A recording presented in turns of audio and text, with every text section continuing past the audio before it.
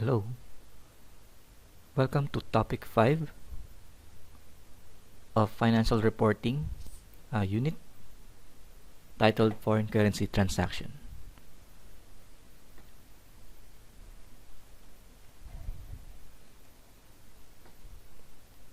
For this unit or topic, we will discuss about two major contents. The first one is recording foreign currency transactions and determining functional currency and presentation. For foreign currency transactions, there are two major issues that we will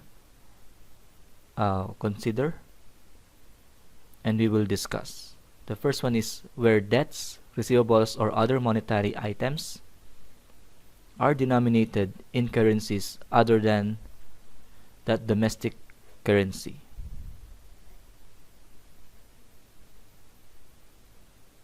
There is a need to convert them into a single currency and not necessarily in PNG Kina.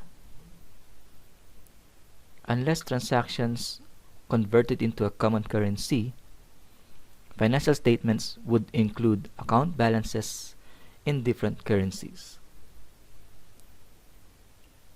Where an entity controls a foreign subsidiary, there is a need to translate the accounts of the subsidiary into a common currency before consolidation process. So which means if there is a subsidiary operating here in Papua New Guinea and there is a parent, the parent company is situated in Australia. So before the subsidiary's financial statements will be consolidated to parent company which is in Australia, it has to be translated first to the common currency. In this case, because the consolidation will happen, it will be under Australian dollars when they consolidate the report.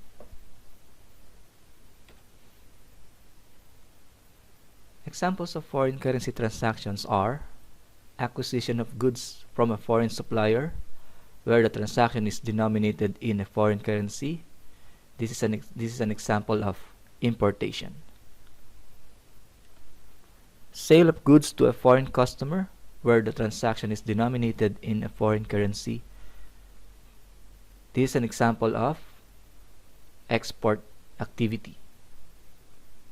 And then loan from foreign lender denominated in foreign currency, which as a company we had asked for a loan, and when we are recording it and also paying it, it should be denominated in a foreign currency. As per IAS 21, the definition of exchange rate is the ratio of exchange for two currencies. As we know, exchange rates frequently change day to day, and this result is requiring us to update our recorded transactions or translations.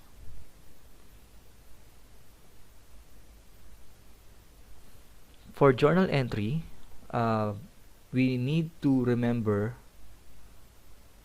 these three terms. The first one is spot rate or spot exchange rate. This is the exchange rate for immediate delivery. So for example, if you're buying goods now, the exchange rate prevailing for this period will be the one to be used in measuring the transaction if it is using the current exchange rate. The second one is functional currency, the currency of primary economic environment in which the entity operates in. So here in Papua New Guinea, we are using Papua New Guinean Kina. And last, presentation currency, the currency which the financial statements are presented. The presentation currency may not be necessarily the functional currency.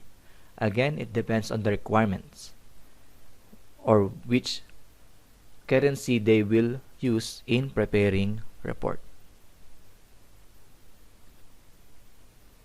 Where consolidated financial statements are prepared, transaction will be first translated into a particular functional currency, and then prior to consolidation, the subsidiaries' financial statements will all be translated into the group's single presentation currency. Again, coming back to my example, if there is a subsidiary operating here in Papua New Guinea and the parent company is in Australia, the first thing that we will do is, of course, prepare the report here in Papua New Guinea based on the functional currency, and then afterwards we will translate it into the parent's presentation currency. So in my example, that will be in Australian dollar.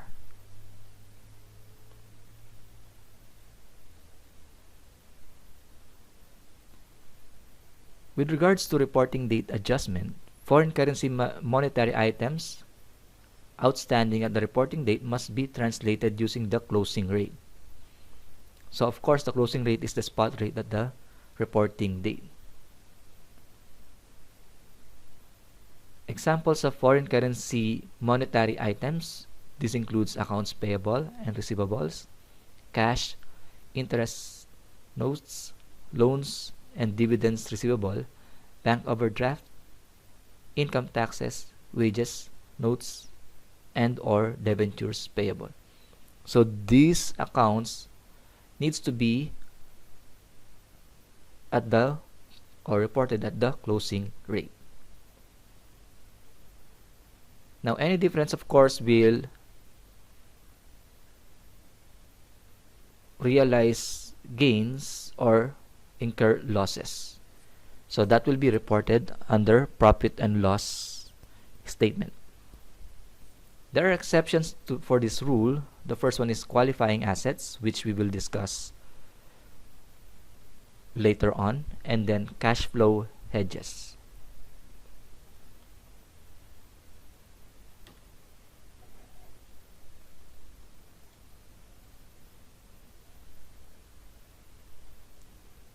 Let's have an example. On 1st May 2019, Woodward placed an order for $3 million worth of inventory with Kraft Foods Inc., a US supplier. The goods were purchased FOB Chicago.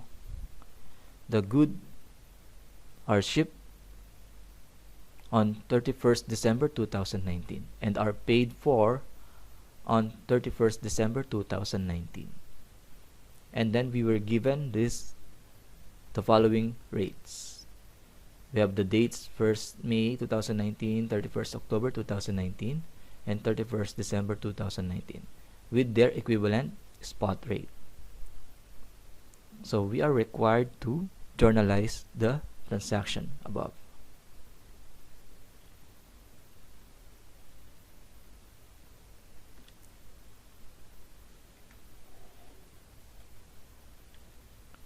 Okay, notice on 1st May 2019 there is no entry. The reason is that the transaction is FOB shipping point. So which means if the product is not yet delivered, the ownership of inventory should still be with the seller. But on 31st October 2019, the inventory was shipped and we have this entry. This is the time that the buyer will have to recognize the asset account and they have to recognize the obligation or the liability in paying this amount. Now, the first entry is debit inventory and credit accounts payable. That is 10,526,315. Now we can calculate the amount to be recorded. Again, we have to translate or convert the amount from US dollars into Papua New Guinea kina. I have shown you the specific rates. Okay, so in this case, this is 3 million US dollars divide $0.285 per kina. So we have arrived at this amount. So that's the first record. Then on 31st December,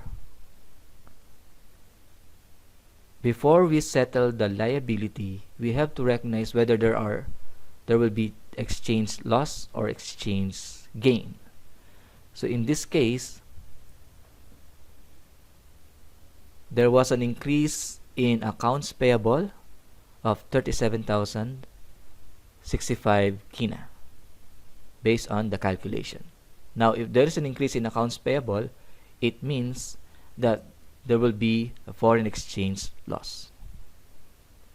Then afterwards, after you calculated all the accounts payable plus the adjustments on foreign exchange loss, then we will settle the account. So that is debit accounts payable and then credit cash on 31st December 2019. That will be 10,563,380 kina. So be mindful of the conversion. Usually that is the tricky part on this foreign currency transaction. So you need to be aware of the changes in the rates and then adjust the relevant account. So in this transaction, accounts payable is the foreign currency monetary item, so which means we have to adjust it.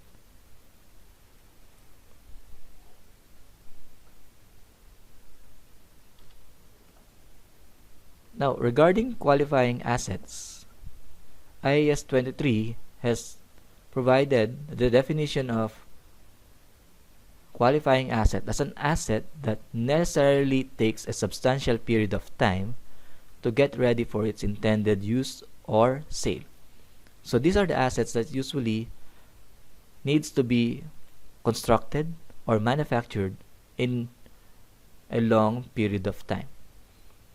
So the discussion here is with regards to whether the interest or the exchange losses or gains should be capitalized, okay, while the asset is being constructed.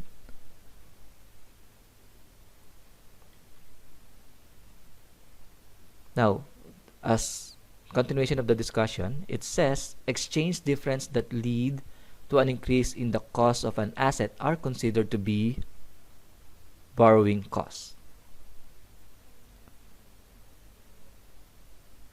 So for qualifying asset, IAS 23 requires the borrowing cost to be capitalized as part of the cost of the asset. Alright, this is an example of foreign currency transaction relating to a qualifying asset. On 1st January 2019, Ilimut Dairy Farm entered into a binding agreement with a New Zealand company to construct a machinery. The cost of the machinery was 500,000 New Zealand dollars. The machinery was completed on 1st December 2019 and shipped FOB New Zealand on that date. The debt was unpaid on 31st December 2019. The following are exchange rates for this transaction.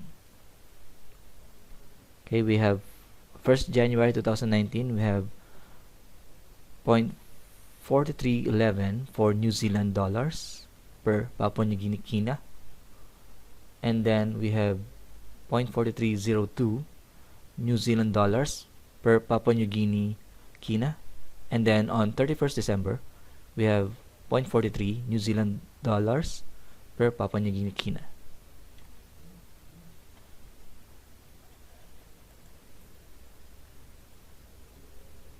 So the solution is because this is a qualifying asset. Okay. And it's, again, qualifying asset is an asset that's being constructed for a longer period of time. Okay. So it will be qualified as such from 1st January to 1st December 2019. Therefore, the movement of the exchange rates to 1st December 2019 would be incorporated in the cost of the asset. Any subsequent movements would be included in profit or loss. To journalize, on 1st January 2019, we will record the machinery on debit and then on credit accounts payable. Again, you have to convert the amount from New Zealand dollars into Papua New Guinea kina. The next journal entry is on 1st December 2019. As you can see, instead of foreign exchange loss, we are debiting machinery and then crediting accounts payable. The difference between the exchange rate conversion as at 1st December 2019 and also comparing with the previous accounts payable. Again, because this is a qualifying asset, any increase in the cost of accounts payable in this case will also have an increase in the asset account. And then afterwards, after the completion of the machinery, then we will have to recognize foreign exchange loss or gain on payable or accounts payable for the machinery. Again, from 1st January to 1st December 2019, the machinery is being constructed. So which means any increase in the cost of the machinery during that time will be capitalized. But subsequent to that period, any changes in the amount will be charged to foreign exchange loss or gain depending on the effect of the transaction.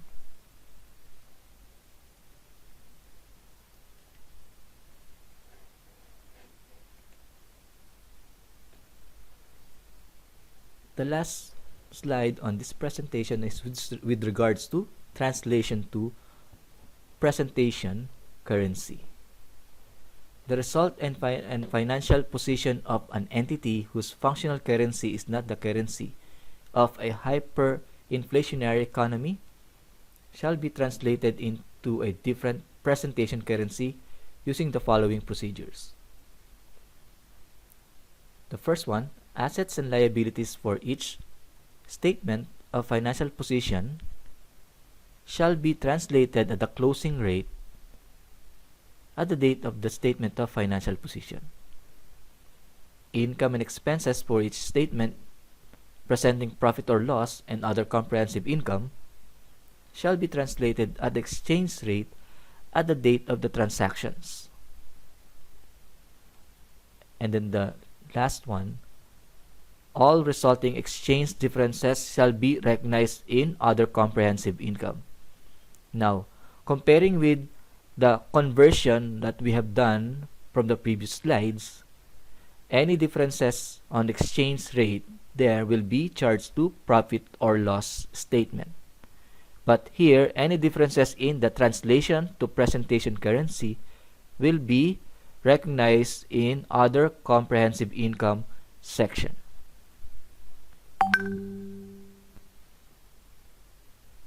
And that ends our presentation recorded lecture for foreign currency transaction. For the next presentation and video lecture, we will have a sample exercise to further understand how to journalize foreign currency transaction.